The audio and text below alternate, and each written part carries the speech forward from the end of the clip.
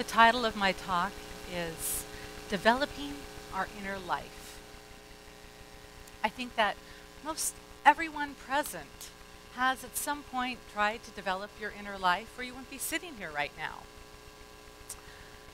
Unless you were possibly dragged here by somebody, and you draggers, stop it. Being that this is truly such a personal thing, a personal experience, it's really difficult to try and articulate in words.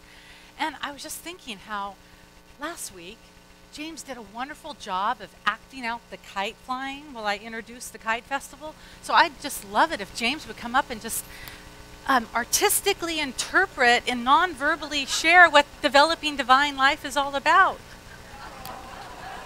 No, I'm just messing with you. There we go. Okay, I had to ask. He was flying that kite so well, but no props today. Now, April Fool's Day is tomorrow. You can get me back. I can't speak for developing your inner being, but I can share some of my own experiences, because we all are on our own little path. And hopefully I'll cast more light onto yours, and you could learn like what not to do, because I've had a few mess-ups in my time. For most of my life, in fact, I feel like I've been on a journey looking for something deeper, something more meaningful. And I've contemplated my place in the universe. I could actually relate to, remember the VP candidate like years ago who said, he stood on the podium and he said, "Who am I and why am I here?" That question didn't help his career so much, but it really resonated with me. My parents had 2 boys, 2 girls, and then I came along. I was clearly the accident. It's okay. Half a century later, I've worked through it. But I knew that there was a reason, a bigger reason, that I must have emerged into this physical plane to upset the balance of boys and girls. And so I began looking for it. One of my earliest memories of developing my quest for this inner life began when I must have been around 3 years old. And while it was a little subconscious on my part, the metaphor was more obvious. I got all these inner tubes and I stacked them one on top of each other. I must have had like 6 of them. And then I crawled inside. I had a blanket at the bottom and a ration of raisins. I think I could have survived in there for like 15 minutes, which coincidentally is my current time of meditation. So I see that there was a link even back then. Later in elementary school, I went to a program called Awana. Anybody ever hear of Awana? Oh, good. Okay, a few of you. I still remember it means approved workmen are not ashamed. And it's a Baptist youth program. And they used to get us to memorize Bible verses by offering us, we got a banana split, the more Bible verses we memorized. And bribery got them everywhere, because I still remember John 3:16 by heart. Anybody else? Did you remember doing that? Banana splits? Okay. A short while after that, I got baptized twice. Apparently, it didn't take the first time, and so they had to hold me under all the way the second time.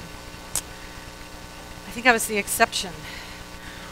When I entered my early teen years, I graduated from ice cream and inner tubes, but I was still on this quest or search for something outside myself to make sense of my inner life.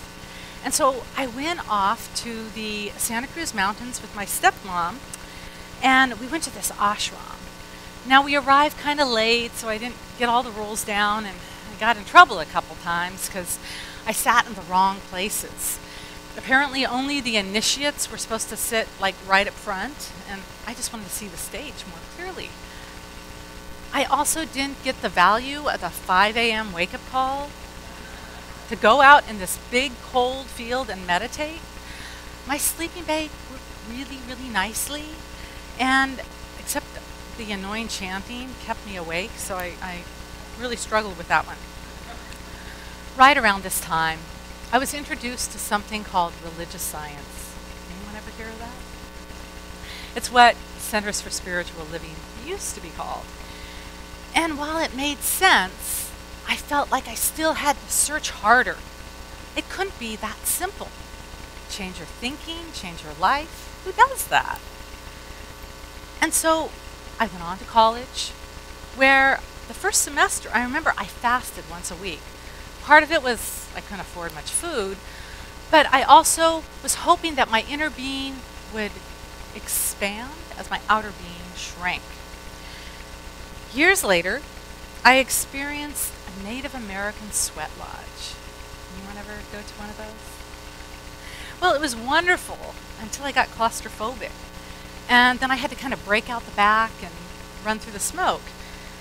And so continuing with my not-so-dignified quest for inner development, I visited some Hindu temples in India.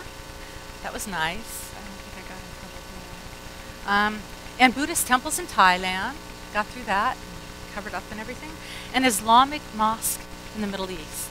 And I did good with that until my son came out for a visit, and I put my arm around him during a photo, and we got in trouble because men and women aren't supposed to touch, especially in a mosque. And so I learned that I wasn't still satisfied in my eternal search for this elusive it. I was convinced that my inner being was hiding from me. Don't you just hate it when that happens? I went to climb a few mountaintops, thinking that I just needed to get that higher perspective on life.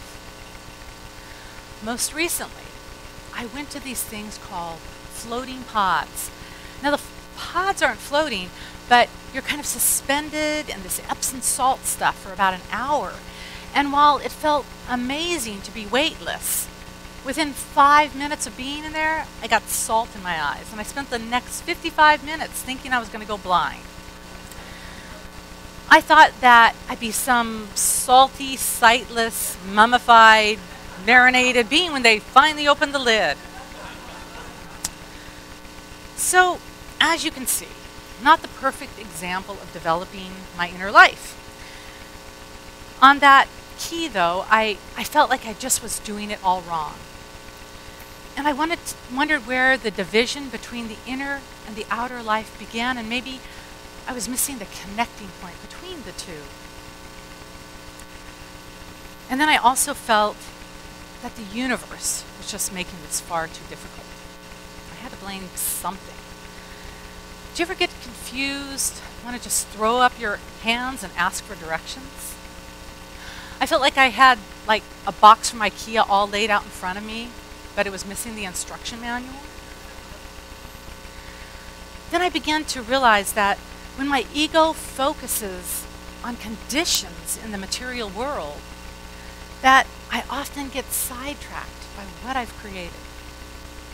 It's almost like looking at sparkly, shiny stuff and saying, oh, wow, that's so interesting. And then the mind chatter begins, and my inner child's asking if we're there yet.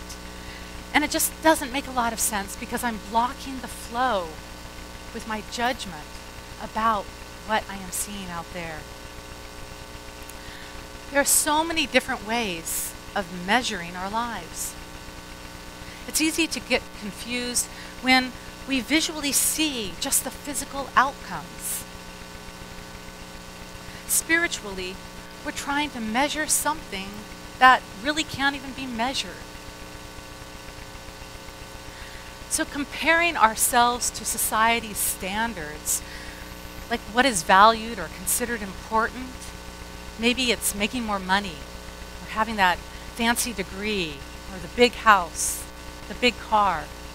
The list can go on and seem complicated and endless. That's why it's good to come back down and look at our roots. And so, in this quote from Ernest Holmes on this thing called life, I love this book. He states, "We should begin to practice the presence of God within us in a very normal, natural, and spontaneous manner, and with utmost simplicity." I was missing that part. Everyone who has ever talked to the God within has had a direct answer. Let us see if we cannot learn to renounce our fears and let our doubts and all this inward shaking and quaking and apprehension go. And let God give us back to ourselves as we really are. After reading all this, I wondered if I was just making everything too difficult in my search for inner meaning and that elusive enlightenment. I've heard that it can come and go, depending on what we're experiencing at the time. It's not like a degree that once we get it, we stay in that frame of mind constantly. It's subtle and can be fleeting, especially if we're trying to measure it or hold on to it. If I can let go of all the opinions about what I should be doing now, how I should be doing it, and what is the trendiest way of doing it, then maybe it will flow more easily. One thing that I know for sure is that when I breathe in deeply, I feel that outer connect with the inner. And when I exhale, I feel that inner become the outer.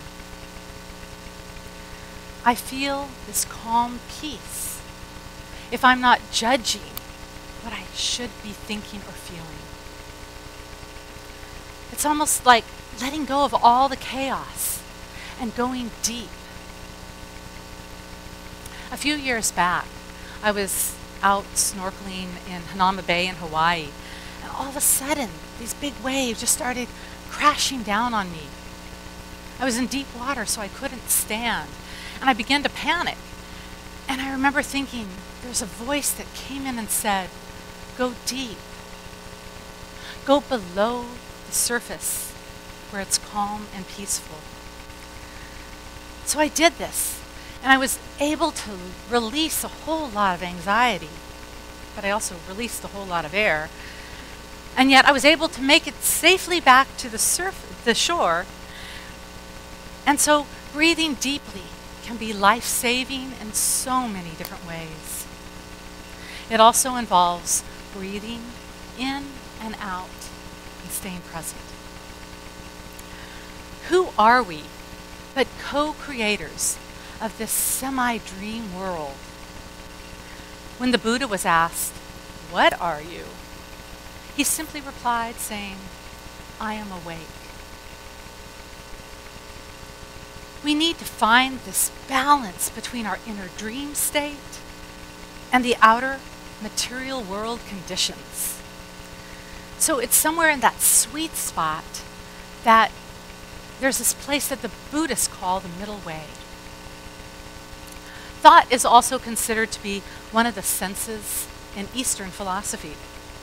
We smell, we taste, we touch, we see, we hear, and we also think. Just like we shouldn't base all our truths on the sense of smell, running around making major decisions on the aroma of something, although dogs do it, we should not base all our opinions on what we think. Thoughts come and they go. But they can easily be influenced by the conditions around us. And so they almost become intoxicating in their dramatic flair. Science has shown that nerves that fire together wire together. And so all that brain action that begins to show these same similar patterns are like ruts in our mental lobe. They are just being used to create the same comfortable path. And so we get really accustomed to reacting in a set way when we see the set things. Are you developing your fearful wiring more than that of trust or love? We often let our outer ideas shape our inner world. Kind of opposite than maybe it should be. Circumstances and conditions get much more weight and power than they deserve. we then just end up going around, as I said, reacting to these circumstances and conditions. Remember when you were little, how when you didn't really understand something, you might have just reacted quickly to it, like your fears of strangers, or maybe shadows. When I was barely old enough to talk, I saw what appeared to be an actual witch in the grocery store. And so I reacted and shrieked to my mom, "Look at the witch," hoping she would protect us from it. Well, in reality, it was a very elderly lady. And so my fear turned to embarrassment as she had me apologize. I didn't intend to hurt her. I just didn't understand. Maybe instead of reacting all the time, you like things kind of set in a certain way in your world. And so any changes kind of throw you off. You become attached to a particular form, and when it doesn't show up that way, you get mad about it. Anyone ever have changes in your life that you didn't like? To break this pattern, we need to find balance. The yin and yang symbol is a beautiful spiral symbol that gives us a lesson in balance.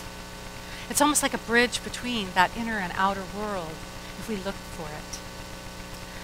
There's lots of spirals both in nature and our bodies.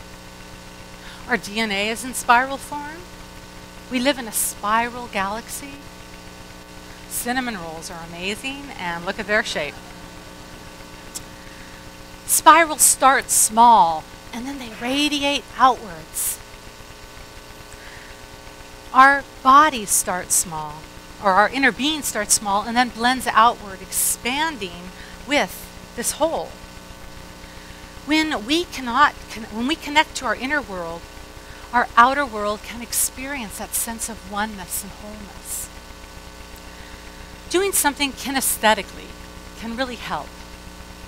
And one way to do this is to be aware and mindful in our bodies. And so I'd like to do a little process with you now. If you can stand, please do so. And I just want you to take a deep breath. Actually, first move your arms in a little spiral fashion if you can. And then take your arms and lock them like this, down here. And then I'd like you, it says that you connect the left and right brain when you do that. I'm not sure, but Johnny says yes, so I'm sure it's true. And then just bring your arms up over your head and create now like this giant funnel. And just breathe in and feel that energy, that loving energy that's always available to us, flowing down from our heads to our toes.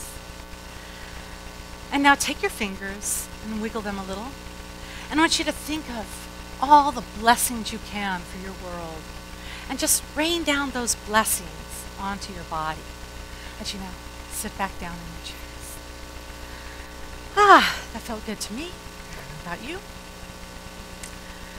Sri Ramana Maharishi says, God dwells in you as you. You don't have to do anything to be God realized or self-realized. It is your true and natural state. Just drop all seeking. Wait a moment. Drop all seeking. Turn your attention inward and sacrifice your mind to the one self-radiating in the heart of your very being. For this to be your own presently lived experience, self-inquiry is one direct and immediate way. Do you ever do self-inquiry where you question those thoughts and beliefs that you've been hauling around for maybe decades? Now, I can understand doing that, but when he said drop all seeking, I thought, wait a moment, that's what I've been doing all my life, wondering, trying to find that God or that energy outside of me. And did they not have value? But now I acknowledge what a joyous journey that I've had. Just getting to this place and experience in my life has brought so many wonderful things to me. I've traveled. I've met a lot of amazing people. eaten a lot of ice cream, and become hungry all over again. But this time, not with my taste buds, with an inner hunger that has allowed me to go on and become a minister in a teaching that incorporates truths in all religions. It's also dawned on me that we have come from this non-physical, loving energy, this loving consciousness, in order to have human, physical experiences. There is something that is wanting to be expressed as us and expressed through the human form that we are. In our development for our inner life, our outer life should not be completely ignored, discarded, or overcome. We were given these senses to enjoy, textures to feel. Feel the air on your skin just for a moment. Maybe feel the clothes on your body, how that softness feels. Smell whatever you smell around you. And now picture yourself maybe tasting some sweet milk chocolate. And you'll be able to do that after the service because the practitioners have a wonderful spread, including these, out there for you. So enjoy all the things that we experience. And I'm going to give this to James for picking on him earlier. He can experience it a little sooner. We are both the observer and the observed.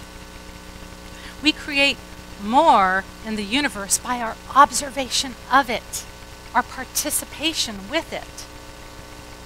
This co-creation process expands our ability to imagine and manifest. There is a story of a monk who went to find enlightenment. So of course he went on a mountaintop, way back in a cave, and he meditated on love and joy and peace for about 10 years. And then he finally came out, and he was feeling enlightenment for just about a minute, until some small child ran by, knocking him off balance, and he yelled out as he swatted out the kid, "Darn kid, get out of my way." Not nice at all. There is definitely a middle way, a balance to be obtained, so that we can more fully be expressed in our human form. I don't think that we were meant to get all serious and just stay that way. God had a sense of humor, or he wouldn't have invented humans. Developing our inner world alone does no good if we can't communicate in the outer world. Treat and move your feet, or meditate and raise a family. We need to find that balance. So think about a time in your life when you had to juggle more than you maybe wanted to. But those experiences made you become more alive. I remember Reverend Carolyn shared a few weeks ago about how she used to hide out in the closet reading her Science of Mind texts with 5 kids running around the house. I only had 1 kid, and I still had to hide out in the closet. There's definitely that balance of being there for people and taking time for ourselves. So think about your own experiences of helping another, a neighbor, a friend, and those endorphins that get released when you feel like you're adding to the purpose of somebody's life by just being there for them. When you've practiced calming the mind, you don't react so strongly to all the conditions out there. We open our hearts when we are in relationship with others. Rumi said, "Only from the heart can you touch the sky." The ancient Egyptians believed greatly in the heart, and so much so that they used to weigh it, I assume after the person had died, and they felt that those with the lightest weighing hearts would go more lighthearted into the afterlife. Are you putting as much energy into imagining your future as you are in explaining why you're in the predicament you're in and why there are all these problems and issues in your life? Alan Watts said, what you are basically, deep, deep down, far, far in, is simply the fabric and structure of existence itself.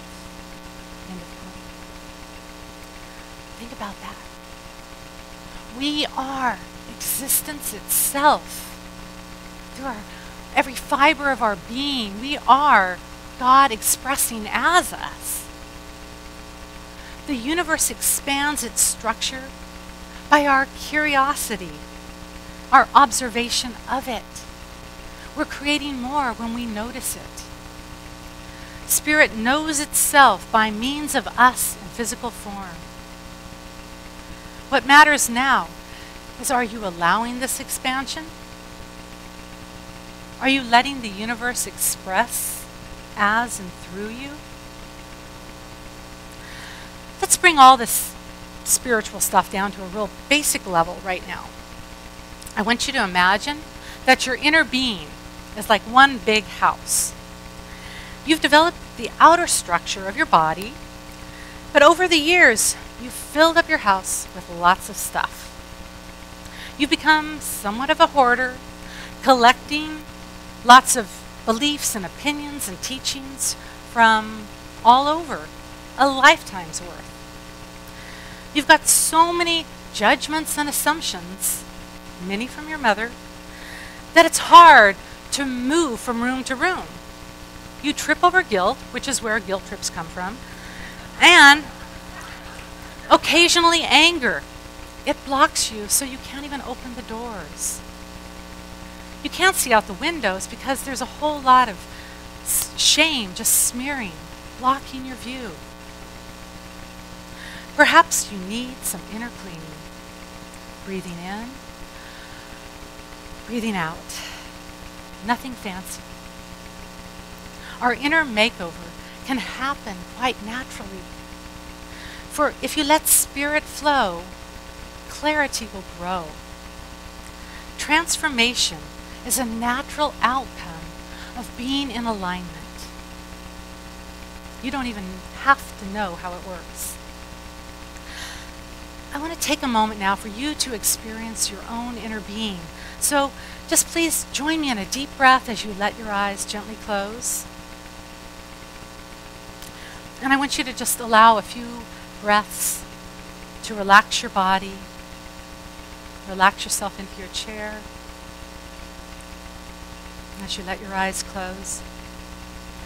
Now I want you just to allow your breath to relax your muscles and be that core that unites you with the deeper being that you are.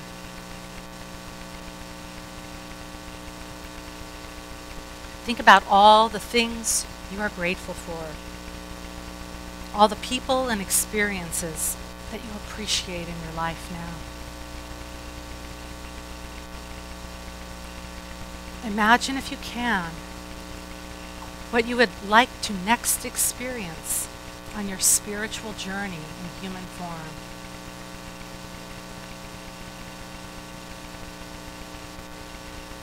Are you doing anything? Or are you just being?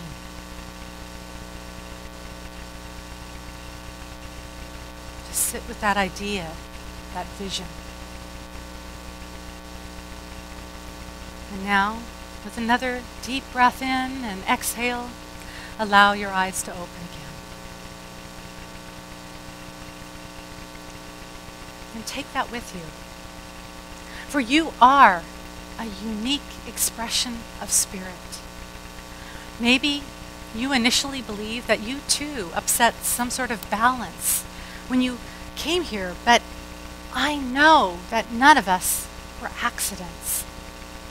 We're all here as part of a divine, deeper purpose.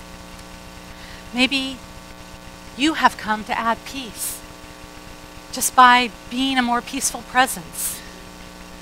Maybe you've come to add more love by being that loving source within you. Maybe you've come to add more happiness by smiling more often.